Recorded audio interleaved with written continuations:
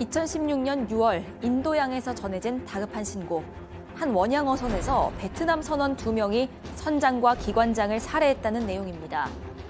가까운 육지까지는 전속력으로 달려도 나흘은 걸리는 상황. 선원들은 망망대해 138톤짜리 배 위에서 2명의 살인범과 함께 세이셸 군도로 향하기 시작합니다. 부산항에서 출발한 지 1년 4개월 만에 벌어진 참극. 오늘 사건연구소는 원양어선 위 공포의 80시간을 따라가 봅니다. 선장과 기관장이 살해됐다. 언뜻 들어선 선상반란인가 싶기도 한데요. 이 새벽 시간에 신고 전화 한 통이 걸려온 겁니다. 발신지가 인도양 한복판. 그 망망대해 한복판에서 말이죠. 네, 이게 2016년 6월 20일 우리 시간으로 새벽 5시 10분이었습니다. 이 부산 해양경비안전서에 신고가 들어왔는데 선원들이 43살 선장 양모 씨 또 기관장 강모 씨를 흉기로 살해했다 이런 내용이었습니다. 사건이 일어난 곳은 부산 광동해운 소속의 원양어선 광연 803호 위였습니다. 이게 138톤짜리 이 참치잡이 원양어선이고요. 사건 당시에 인도양 세이셸 군도 인근 바다에서 운항 중이던 상태였습니다. 이곳은 이 소말리아 모가디슈 동쪽 850마일 해상인데 이 배에 타고 있던 건 숨진 선장과 기관사를 포함해서 모두 18명. 이 중에는 한국인이 이 둘을 포함해서 모두 3명이었고요. 베트남인 선원이 7명, 또 인도네시아인 선원 8명이 타고 있는 상태였습니다. 자, 그런데 배 위에서 지금 살인 사건이 벌어졌다는 거잖아요. 네, 그렇습니다. 이거 진짜 뭐 무시무시한 일이 벌어진 거고요. 범인은 베트남인 선원 2명, 30대 선원 2명이었습니다. 오후 한 5시부터 술을 마시다가 술에 취한 상태에서 밤 11시쯤 이 두 사람의 목숨을 빼앗는 범행을 저질렀고 지금 한 사람의 이 한국인이 더 남아있는 상황이었잖아요. 50대 항해사였는데 이 50대 항해사가 베트남 선원들을 찾아내서 다 제압을 했습니다. 3시간 동안에. 흉기를 들고 있는 사람들을. 이 50대 항해 제압하고 있는 지금 장면을 재현하고 있네요. 예, 50대 항해사분이 뭐 이게 상대적으로 베트남인들의 몸집도 작고 또 술에 무엇보다 취해 있는 상황이었고 게다가 이제 무술 굉장히 유단자였던 무도 실력이 상당히 갖춘 분이었기 때문에 참 극적인 일이 벌어졌던 거고요. 그렇게 제압한 다음에 새벽에 이제 부산에 있는 해양경비로 연락을 했고 부산에서는 수사팀을 급파해서 그쪽으로 향하기 시작했고요. 또 광현호도 이 세이셀 군도의 빅토리아 항으로 또 이동을 시작을 했습니다. 자, 뭐가 됐든 교수님, 살인범 2사람을 지금 배 한쪽에다 태우고 가고 있고 또 부산에선 또 경찰이 오고 있고. 이거 좀 시간이 참 되게 길잖아요, 이게. 사실 이 사건에 있어서 가장 핵심적인 역할을 한 분이 바로 이 50대 그 항해사 이분인데요. 사실 뭐 아무리 무도 실력이 있다라고 하더라도 수적으로 상당히 좀 이렇게 열세이지 않습니까? 그런데 일단 이제 범인들을 제압을 하고 난 이후에 이 항해사가 항구에 도착할 때까지는 거의 80시간을 갖다가 있어야 된다는 그런 상황이었죠. 근데 그동안에 잠을 갖다가 거의 주무시지 못했다라고 그래요. 그래서 일단 이제 해경은 그 해당되는 그 항구에 가가지고 기다리고 있고 유가족들하고 선사 직원들까지 가 있었었는데 도착 전에는 신고 내용으로 알 수 있었던 것은 바로 조타실에서 흉기를 휘둘러서 선장이 살해됐다라고 하는 그 사실밖에 알 수가 없었고 일단 이 항해사는 해경과 위성 전화로 수시로 사항을 알렸다라고 합니다. 자, 일단 항해사가 뭐가 됐든 경찰과 같은 역할을 할 수 있는 그러면 체포한 뒤 가두어 놓는 것도 지금 이게 가능한 겁니까? 네, 사실 피해자들을 결박하거나 이런 강제 구금도요, 원칙적으로 이런 특수한 상황에서는 가능하긴 합니다. 그런데 이때는 여러 가지 요소를 고려해야 했습니다. 일단 한국인 항해사가 베트남 선원으로부터 흉기를 빼앗은 뒤에 조타기 방향을 틀었는데 다른 선원들로 하여금 이 둘을 선실로 옮기게 합니다. 그런데 이 배에는 같은 국적의 이 베트남 선원 5명이 더 있는 상황이었습니다. 이 항해사 입장에서는 2명의 피의자를 감금하거나 또 포박하면 다른 선원들의 어떤 반발이나 추가 난동이 있을 걸로 우려가 되는 상황이었기 같은 때문에 베트남 사람이니까. 맞습니다. 그래서 다른 선원들이 이들을 감시만 하게 한 뒤에 이 피해자들은 다른 선원들이랑 식사도 일상적으로 하게 하고요. 일상적인 선상 생활도 모두 할 수 있도록 했습니다. 그러니까 유일한 한국인, 살아남은 한국인인 이 항해사가 선내 질서 유지부터 운항까지를 모두 담당하던 그런 상황이었던 겁니다. 와, 세상에. 진짜 얼마나 무서우셨을까요? 3박 4일인데. 지금 일단 한국인 3명 중에서 2명이 살해됐습니다. 그 안에서 공간 내에서는 한국인이라고 하는 한 사람밖에 없습니다. 네. 그리고 나머지 이제 베트남인이 7명인데 2명은 가담하고 나머지 5명, 그리고 인도네시아인 8명인데 글쎄요, 이게 뭐 그 한 80시간, 이 8시간도 아니고요.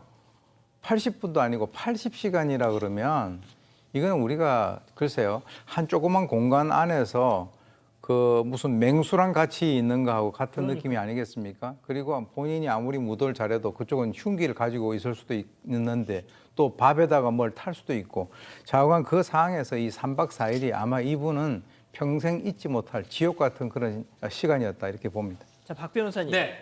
선원 2명이 합심해서 선장을 살해했다. 예전에 뭐 페스카마우 그렇죠. 선상 반란 사건도 있었고 말이죠. 자, 근데 지금 얘기했던 것처럼 3박 4일간 항해사 한 명이 통제를 좀 할 수 있었던 것 같습니다. 그런 걸 봤을 때는 선상 반란 같은 건 아니라고 지금 봤던 것 같고요.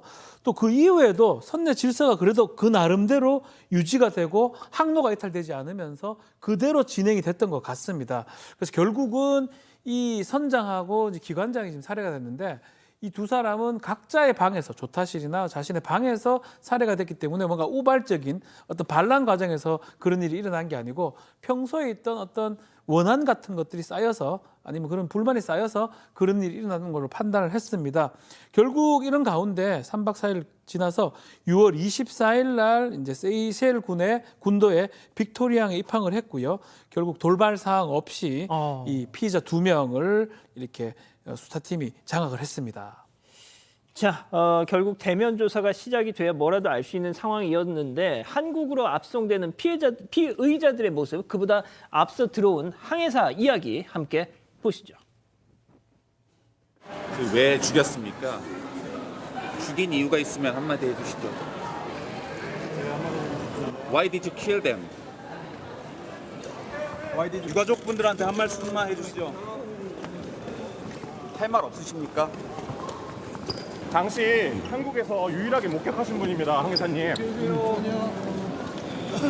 참담합니다. 네. 자, 그 양 변호사님께 여쭤볼게요.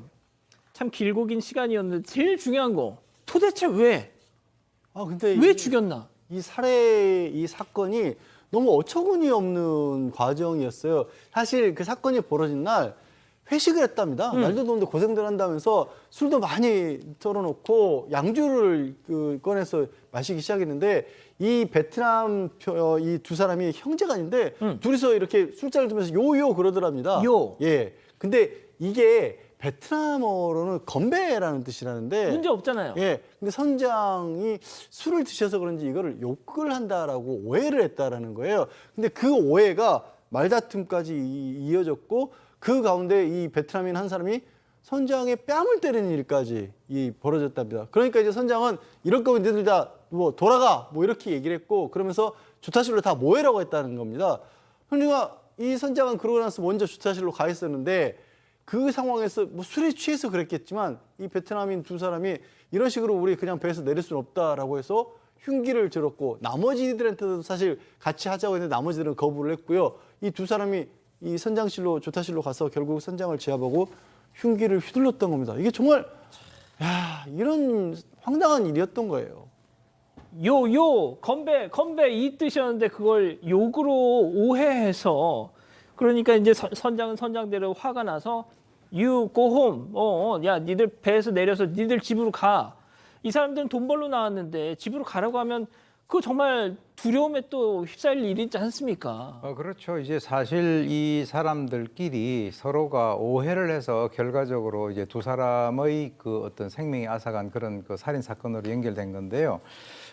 이 그 베트남인들은 이 선장하고 기관장이 평소에 자기들을 갖다 상당히 무시했다. 아무래도 이제 그 배 타면 좀 행동이라든가 이런 것이 마음에 들지 않으면 뭐 이렇게 말을 거치게 할 수 있는데 뭐 주위에 있는 사람들은 그렇다고 해서 폭행 같은 것은 없었다라고 얘기를 합니다. 그런데 이것이 이제 아무래도 이제 배라고 하는 이 고립된 환경이고 또 이제 말이 서로가 잘 통하지 않지 않습니까? 문화적인 차이라든가 또 그 안에 있는 선상 그 생활이 상당히 그 힘든 그런 노동이 연결되는 그런 상황이기 때문에 결과적으로는 내려서 네 나라 가 이렇게 되면 이 사람들 같은 경우는 경제적으로 엄청난 타격을 받기 때문에 그때 아마 또 술 먹고 또 이제 뺨을 때리고 이런 것이 있었다라고 하는데 인간의 오해가 얼마나 엄청난 결과를 초래하는가를 보여주는 굉장히 전형적인 그런 사건입니다. 박 변호사님 너무 어처구니가 없습니다. 네, 자, 우리 배에서 일어난 일이기 때문에 우리가 재판권, 관할권을 가지고요.